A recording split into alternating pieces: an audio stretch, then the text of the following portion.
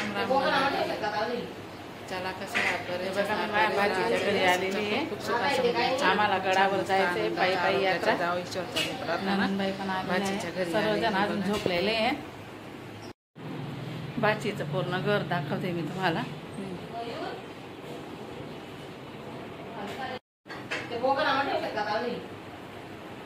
हे बघा मी माझ्या भाजीच्या घरी आलेली आहे. आम्हाला गडावर जायचंय पायी पायी यात्रा. नंदबाई पण आलेला आहे. सर्वजण अजून झोपलेले आहे. भाजी देवपूजा करते.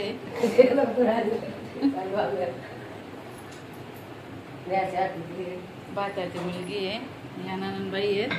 पायी पायी चाललो आम्ही गडावर. 2-3 दिवस व्हिडिओ काही येणार नाही प्लीज सॉरी. चला भेटू आता पुढे. आता निघणार तेव्हा दाखवणार मी तुम्हाला. जेव्हा निघू तेव्हा. कालची आलेली मी तर आता आम्हाला आज निघायचंय. बाकी सर्वजण झोपलेले आहेत. भाजीचं पूर्ण घर दाखवते मी तुम्हाला.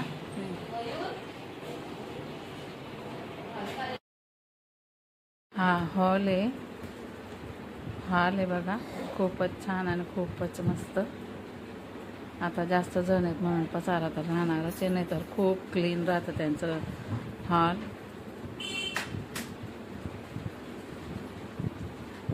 हे सोफे. हा किचन आहे. भाची देव धुवायला बसलेत आता. तर त्यांनी बघा चांदीची शिवाजी महाराजांची मूर्ती बनवली आहे. ते तुम्हाला दाखवते बघा. हा एक किचन आहे.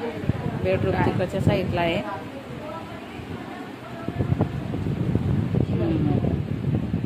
चांदी ना करावं माहिती.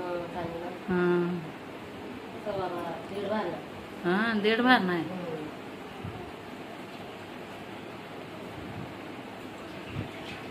दाखवत होते शिवाजी महाराज चांदीचे बनवले त्यांनी.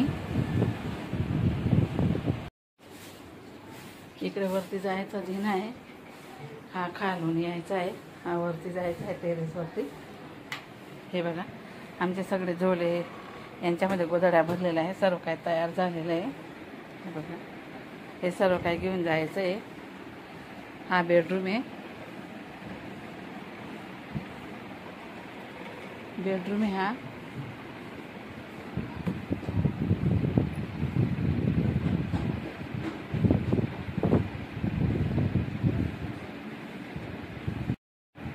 आवडलं का तुम्हाला भाजीचं घर? सांगा कमेंट करून.